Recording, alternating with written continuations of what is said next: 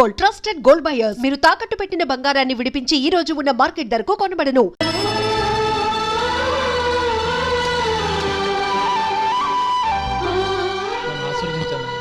భగవంతుడు నిన్ను చల్లగా చూస్తాడు. ఏంట్రా విషయం? నాకు పోస్టింగ్ ఆర్డర్ వచ్చింది. అలాగా?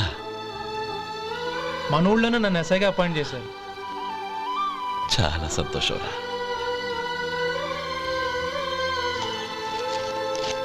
అన్నయ్య, నాకు కాదురా, ముందు మీ ఆవిడికి పెట్టు. ఇదంతా అమ్మాయి అదృష్టం. నీకు ఉద్యోగం రావాలని ఎన్ని నోములు నోచిందో, ఎందరు దేవుళ్లకు మొక్కిందో. వెళ్ళి మీ ఆవిడికి పెట్టు. అరే, ఏంటమ్మా ఇది? నా మొహం చూస్తే ఎలాంటి పనైనా నాశనం అయిపోతుందని, నేను నష్ట జాతకురాలని మా నాన్న ఎప్పుడు అంటుండేవారు. అదే నా మనసులో నాటుకుపోయింది. ఆ రోజు మీరు కుంకుమ భరిని అడిగినప్పుడు శుభమా అంటూ పెళ్లి చేసుకోబోయే ఆ పిల్లకి నా చేతులతో కుంకుమ ఇచ్చానంటే ఎక్కడ శుభం జరుగుతుందోనని భయపడ్డానండి. అందుకేనండి మీరు బయటికి వెళ్తూ గొడుగు అడిగినా ఇవ్వకపోవడం, ఎవరు రాకపోవడం. అంతేగాని నా బతుకులో వెలుగు నింపిన మిమ్మల్ని అవమానించేంత దుర్మార్గురాలి కాదండి. ఏంటమ్మా ఇది? చిన్నపిల్లల లేదండి, నాకు అదృష్టం ఉందని, నా పూజకు ఓ విలువ ఉందని మొట్టమొదటిసారి అందు మీరే. ఈ క్షణమే నా ప్రాణాలు పోయినా పర్వాలేదు బావగారు. ఆ ఒక్క మాట చాలు. ఊరుకో. మంచి చెట్లకు మనుషులే కారణమైతే ఇక గుళ్ళెందుకు, దేవుళ్ళెందుకు? పిల్లెదురొస్తే అశుభమని, నక్కతోక తొక్కితే శుభమని అంటారు. అలా అయితే అందరూ ఇళ్లలో నక్కల్నే పెంచుకోవచ్చుగా. అలా ఎందుకు చేయరు? మంచి చెడు అన్నది మనుషుల మనసుల్లో ఉంటుందమ్మా, ఆశీర్వదించే చేతుల్లో కాదు. ఇక మీదట నేనెప్పుడూ నీ కళ్ళలో నీళ్లు చూడకూడదు, సరేనా? రే, అమ్మాయికి తీపి తినిపించు.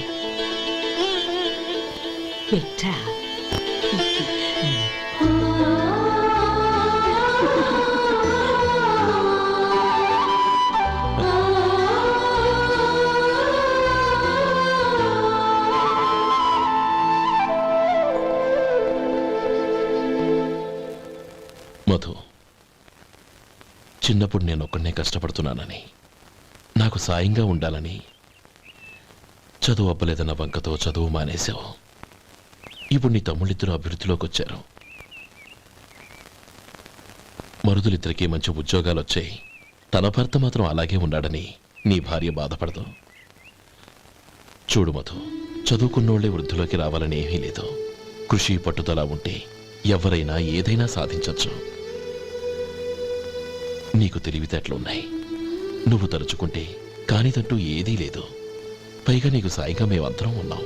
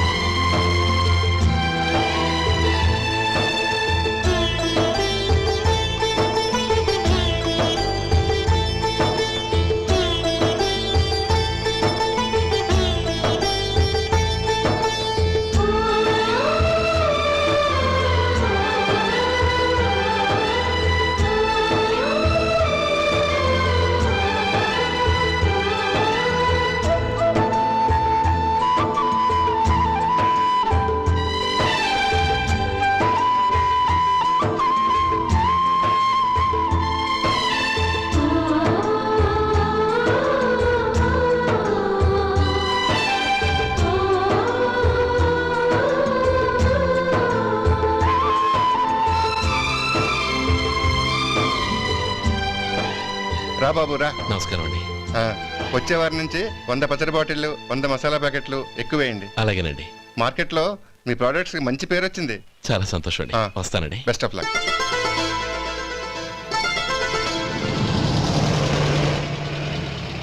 ఆ బాక్స్ లోపల పెట్టవా? అలాగే సార్. ఇక మీద మీ ఆర్డర్లు సగం వేయండి, సరిపోతుంది. అదేంటండి? మీ పచ్చళ్ళు అమ్ముడుపోక చాలా స్టాక్ అలాగే ఉండిపోయింది. ఇప్పుడు అందరూ రుచి పచ్చళ్ళు, రుచి మసాలానే అడుగుతున్నారు. మా నల్లుడి గురించి తక్కువగా అంచనా వేశారు కదా, ఇప్పుడేమంటారు? ఎలాగైతేనే అతను వృద్ధిలోకి వస్తే చాలు. వాళ్ళు బాగుంటే నాకు సంతోషమేగా. ఎవడ్రా వాడు? ఇన్నాళ్ళుగా వ్యాపారం చేస్తున్నాను, నిన్నగాక మొన్న వచ్చినోడు వాడు నాకు పోటీయా? వాణ్ణి పెరగనివ్వకూడదు. వాణ్ణి ఇక్కడికి రప్పించండి, నేను మాట్లాడతాను.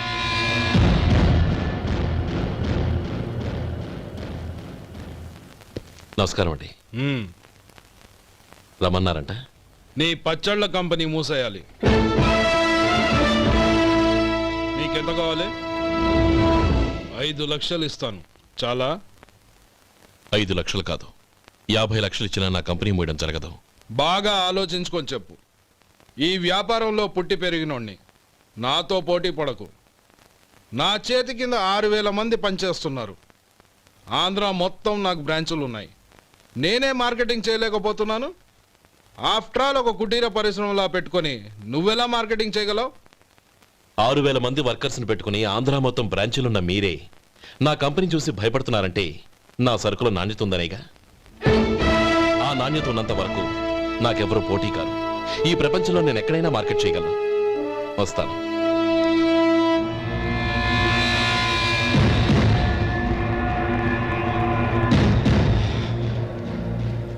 ఇక్కడ ఏం లేదండి. ఇక్కడ ఏం లేదండి. ఇప్పుడు ఊపిరి పీల్చి బిగపట్టు. నెమ్మదిగా వదిలి. ఓకే, లే.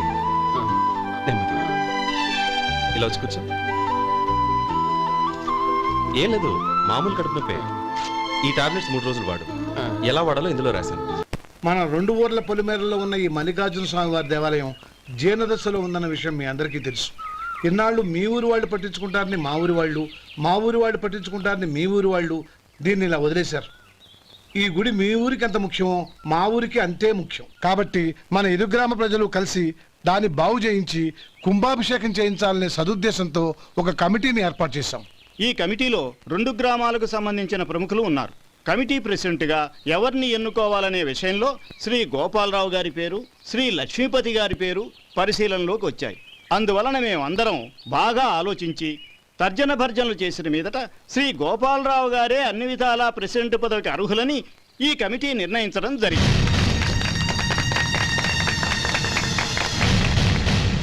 అంచేత ఈ ఉభయ గ్రామ ప్రజలు శ్రీ గోపాలరావు గారికి ఉదారంగా విరాళాలు అందజేసి ఈ శుభకార్యాన్ని జయప్రదం చేయవలసిందిగా కోరుతున్నాం. ఏంటి ఇంకా రాలేదా? ఏంటయ్యా, టైం 10 అవుతోంది. బోర్డు మీద 10 గంటలను రాసింది. మీ డాక్టర్ ఇంకా రాలేదు. అసలు మీ డాక్టర్ కి టైం సెన్స్, పంక్చువాలిటీ ఏమైనా ఉన్నాయా? ఇంతకీ మీరెవరండి? నేను డాక్టర్ అమ్మని. ఓహో, మీరు డాక్టరేనా? డాక్టర్ అంటే డాక్టర్ని కాదయ్యా, డాక్టర్ని చేసుకోబోయేదానని అర్థం. ఓహో, అవును, నువ్వెవరు? నేను ఇక్కడ టోకన్ ఇస్తూ ఉంటానులేండి. తప్పుకో. తప్పుకోవయ్యా. అవును, మీ డాక్టర్ కి ఎవరో అన్నయ్య ఉన్నాడంట కదా, ఎలాంటోడు? ఎలాంటోడంటే అదేనయ్యా, చాలా కోపిస్తని విన్నాను. ఎందుకని అడుగుతున్నారు? ఎందుకంటావేంటయ్యా? ఆ అన్నయ్య మాట వినగానే మీ డాక్టర్ గడగడా ఉణిగిపోతాడు. అసలు డాక్టర్ చదివే తమ్ముణ్ణి అలా భయపెట్టచ్చా? తప్పు కదా? తప్పేనండి. కాని కాని నాకు మీ డాక్టర్కి పెళ్ళవని ఆ అన్నయ్య సంగతి అప్పుడు చెప్తాను. ఏం చేస్తారండి? ఏం చేస్తానా, సంవత్సరం తిరగకుండానే కవల పిల్లల్ని కని వాళ్ళ అన్నయ్య చేతిలో పెడతాను. వాళ్ళకి 5 సంవత్సరాలు వచ్చేసరికి ఆయన్ని బాగా మొట్టికెళ్ళేస్తారు. అలా నా కసి తీర్చుకుంటాను. ఈ డాక్టర్ ఎప్పుడు వస్తాడో ఏంటో. అది సర్లే కానీ నువ్వు పని చేయి. మీ డాక్టర్ రాగానే నేను వచ్చి వెళ్ళానని చెప్పు. నేను అంటే ఓ, నా పేరు చెప్పలేదు కదా, నందిని. ఏం చెప్తావు? అదేనండి, నందిని గారు వచ్చి వెళ్ళారు అని చెప్తాను. గుడ్, పైకొస్తావు.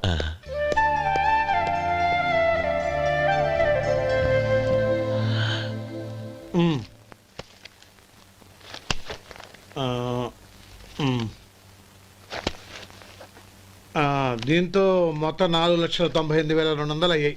హ్మ్. పోతే నువ్వు ఇచ్చినంత ఇవ్వలేకపోయినా ఈ దైవకార్యానికి నా వంతు చందా 1800. దీంతో మొత్తం 5 లక్షలు పూర్తయ్యాయి. సరేరా, ఆ, నేను ఈ డబ్బు తీసుకుని పట్నం వెళ్ళి బ్యాంక్లో వేసొస్తాను. అలాగే నేను నీతో వద్దాం అనుకున్నాను రా. అనుకోకుండా సాయంత్రం ఇన్స్పెక్షన్ వచ్చింది. పర్వాలేదులే, ఆ. వెళ్ళొస్తాను.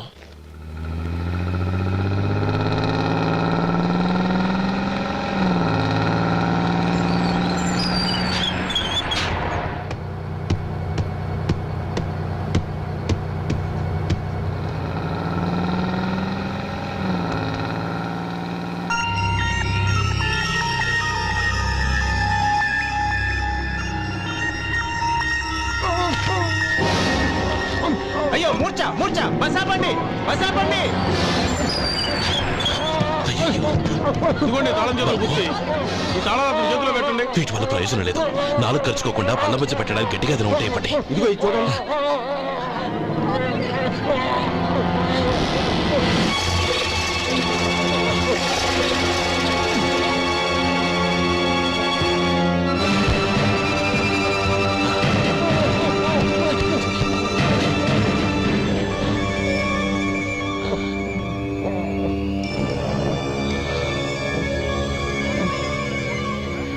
మీరు వెళ్ళి మీ సీట్లో కూర్చోండి, కొంచెం గాలాన్ని పడ్డి. ఇప్పుడు ఎలా ఉంది బాబు? ఆ.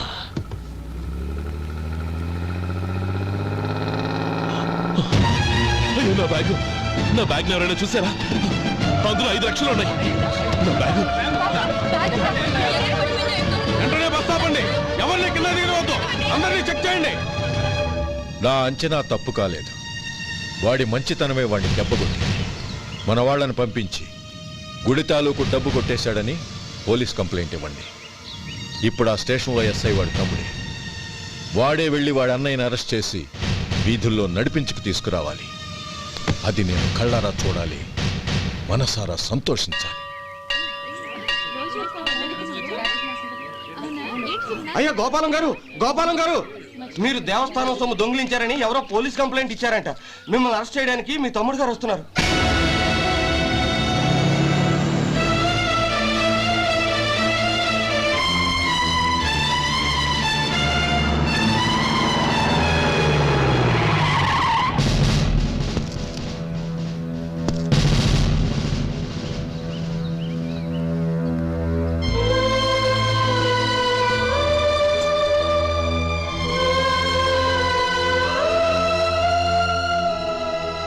చూడు గోపి, ఎప్పుడు నువ్వు ఉద్యోగంలో చేరావో అప్పుడే తనా పరానే తేడా మర్చిపోవాలి.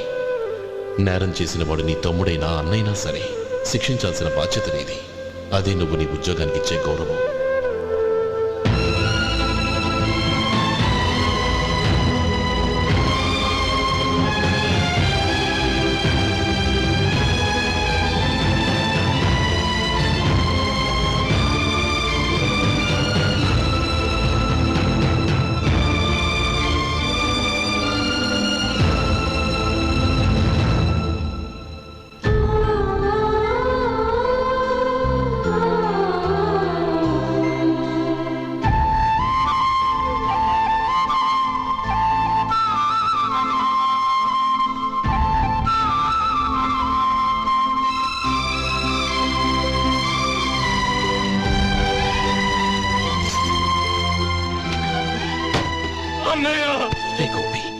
ఏమిట్రా ఇది? నన్ను క్షమించు అన్నయ్య, నేను కోరి ఉద్యోగుల చేరిన మాట నిజమే, కానీ ఇలాంటి పరిస్థితి ఎదురవుతుంది అనుకోలేదు. నా ఒంట్లో ప్రతి రక్త పట్టు నీ భిక్షానన్నయ్య. నిన్ను అవమానపరిచి ఉద్యోగం నిలబెట్టుకునే బదులు నా ప్రాణాలను వదులుకుంటారు, కానీ ఈ పని మాత్రం నేను చేయలేనన్నయ్య.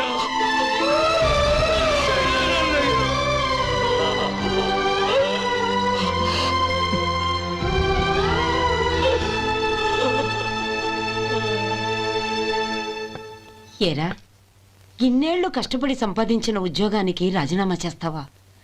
కనీసం నీ పెళ్ళాం ఏమనుకుంటుందోనని ఆలోచించావా? ఇందులో అనుకోవడానికి ఏముంది మామగారు? ఎండనక వాననక కష్టపడి ఓ తండ్రి కంటే ఎక్కువగా ఈయన్ని పెంచి పెద్ద చేశారు బావగారు. అలాంటి దేవుణ్ణి అరెస్ట్ చేసే ఆ ఉద్యోగం ఈయనకు అవసరం లేదు. బాగుంది. అన్నకు తగ్గ తమ్ముడు, తమ్ముడికి తగ్గ పెళ్ళం. సరే మీ ఇష్టం. నానమ్మ అన్నయ్యడి నమస్కారం అండి. ఓ నువ్వా? రా కూర్చో.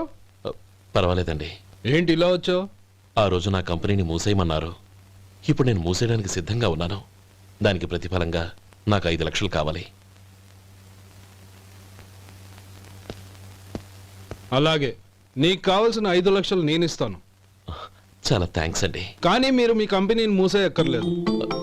సార్, అవును మిస్టర్ మధు, మీ అన్నగారికి జరిగిన అన్యాయం గురించి తెలుసుకున్నాను. మీ కుటుంబం గురించి కూడా విన్నాను. సహజంగా అందరూ ఐకమత్యానికి ఉదాహరణ రామలక్ష్మణులు అంటారు. కానీ ఆ రామలక్ష్మణులు ఎలా ఉంటారనేది పుస్తకాల్లో చదవడం తప్ప ఎవ్వరూ చూడలేదు. మీ అన్నదమ్ములను చూస్తే ఆ రామలక్ష్మణులు ఇలాగే ఉండేవారేమో అనిపిస్తుంది. అలాంటి కుటుంబానికి ఇలాంటి ఇబ్బంది రావడం నిజంగా దురదృష్టం. రామునికి హనుమంతుల్లా కాకపోయినా ఏదో ఉడతా భక్తిగా నా వల్ల వీలైన సహాయం ఈ 5 లక్షలు తీసుకో. మీ కంపెనీ పేరు మీదే అన్ని సరుకులు తయారు చేయండి. నేను వాటిని ప్రపంచమంతా మార్కెటింగ్ చేస్తాను. సార్, మీ రుణం ఉంచుకోను. తొందరలోనే తీర్చేస్తాను. స్నేహితుల మధ్య రుణాలేంటి మధు? We are friends.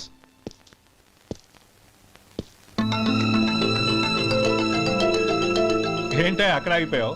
రా. నువ్వు మీ అన్నయ్యని అరెస్ట్ చేయడానికి అట్టెళ్ళావు, ఆయన లొంగిపోవడానికి ఇటు వచ్చారు. అవును, యూనిఫామ్ చేత్తో పట్టుకొచ్చావేంటి? సార్ నేను రే, ఈ మాత్రం దానికే బెదిరిపోయి ఉద్యోగం వదులుకుంటావా? నువ్వు ఇలాంటివి ఎన్నో సమర్థవంతంగా ఎదుర్కోవాలి. నిన్ను నేను ఎస్పీగా చూడాలి. అది కాదన్నయ్య. ఇంకేం మాట్లాడకు. ఇన్స్పెక్టర్ గారు, నన్ను లాకప్లో పెట్టండి. ఆగండి సార్, ఆ డబ్బు ఎక్కడికి పోలేదు. నేనే తీసి జాగ్రత్త చేశాను. ఈ విషయం అన్నయ్యకి తెలియక బ్యాగులో డబ్బు కనబడకపోవడంతో అది పోయిందనుకున్నాడు. నేను పట్నం నుంచి వచ్చేసరికి జరిగిన గొడవంతా తెలిసిందే. రే మధు, జరిగిన దానికి నన్ను క్షమించనయ్యా. ఇంటికి వెళ్ళాక అన్ని వివరంగా చెప్తాను. సార్, ఇదిగోండి 5 లక్షలు. ఇది కమిటీ వాళ్ళకి అప్పగించి ఈ కేసు కొట్టేయండి సార్. భలే వాడివయ్యా, తీసినప్పుడు ఒక మాట ఆయనతో చెప్పుండొచ్చుగా. అనవసరంగా పెద్ద ఆయన స్టేషన్ వరకు రప్పించావు. Sorry sir. అన్నయ్య, మీరింటికి వెళ్ళండి. నేను లెక్క అప్ప చెప్పేసి వస్తానండి. అలాగే. ఎలా దెబ్బ కొట్టాలన్నా కుదరటం లేదు. అయినా వీళ్ళకు ఉన్న పళ్ళంగా 5 లక్షలు ఎలా వచ్చాయి? అదే బావా, నాకు అర్థం కావటం లేదు. నీకు అర్థమైతే ఆశ్చర్యపడాలి కానీ అర్థం కాకపోతే ఆశ్చర్యమే ఉంది. Useless fellow.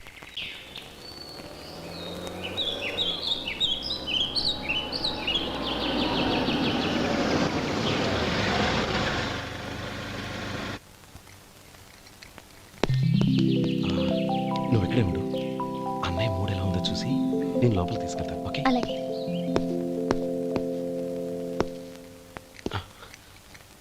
అన్నయ్య, ఏంట్రా? నేను చాలా రోజుల నుంచి నీకు విషయం చెప్తున్నాను, గుర్తుందా? ఏ విషయం? అదే అన్నయ్య, నేను ఓ అమ్మాయిని ఓ అమ్మాయిని లవ్. ఓహో, లవ్ చేస్తున్నావా? ఆ విషయం నువ్వు నాకెప్పుడు చెప్పావురా? ఊళ్ళో అందరూ అనుకుంటుంటే నేను విన్నాను. సారీ అన్నయ్య, నీకు చాన్నాళ్ళుగా చెప్పాలనుకుంటున్నాను కదా, అందువల్ల చెప్పేశానేమో అనుకున్నాను.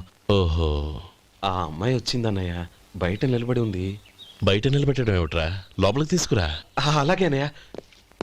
ఏయ్, అన్నయ్య మంచి మూడ్లో ఉన్నాడు, రా. కమ్.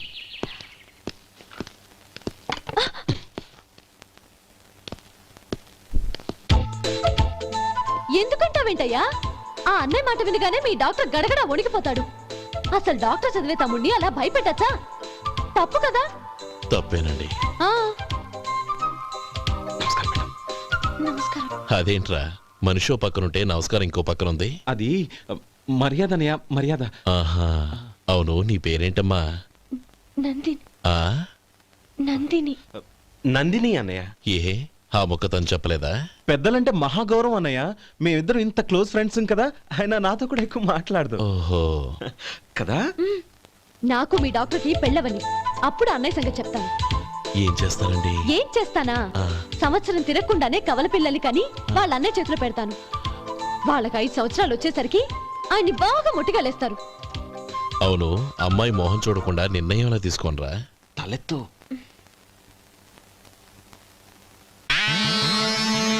ఏం చెప్తా? అదేనండి, నందిని గారు వచ్చి వెళ్ళారని చెప్తాను. గుడ్, పైకి వస్తావు. ఈయన మీ అన్నయ్య? అవును. నందిని, ఏమైంది? ఎందుకు ఏడుస్తున్నావు? ఈయన మీ అన్నయ్యని తెలియక తెలియక హాస్పిటల్ దగ్గర మర్యాద లేకుండా దురుసుగా మాట్లాడాను. ఆయన ఈ పెళ్లి ఒప్పుకోరు. ఊరుకో, అలాంటి చిన్న చిన్న విషయాల్ని మా అన్నయ్య పట్టించుకోడు. అయినా నేను కన్విన్స్ చేస్తాను కదా. ఆయనకి అంత అవమానం జరిగాక ఎందుకు కన్విన్స్ అవుతారు? అవ్వరు. చూడు, నువ్వు వేరే పెళ్లి చేసుకొని నీకు పుట్టబోయే బిడ్డకు నా పేరు పెట్టుకో. ఏంటా మాటలు? నేనే నుయ్యగుయ్య చూసుకుంటాను.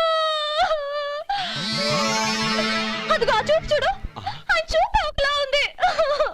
ఖచ్చితంగా ఆయన ఈ పెళ్లికి ఒప్పుకోరు. నందిని, నా మాట విను ప్లీజ్. నందిని, రే శేఖర్, ఆ అమ్మాయి చెప్పింది నిజమే. తనని ఎప్పుడైతే హాస్పిటల్ దగ్గర చూశానో అప్పుడే నేను నిర్ణయానికి వచ్చేసాను. విన్నావా? నేను చెప్పానుగా, ఆయన ఆల్రెడీ ఓ నిర్ణయానికి వచ్చేసారట. ఇక నేను వెళ్తాను. అలాగే వెళ్ళు. వెళ్ళి ఈసారి వచ్చేటప్పుడు మీ అమ్మా నాన్నల్ని తీసుకురా. ముహూర్తాలు ఎప్పుడు పెట్టుకోవాలో నిర్ణయించుకుంటాం. అర్థం కాలేదా? నువ్వే మా వాడికి సరైన జోడి. అదే నేను తీసుకున్న నిర్ణయం.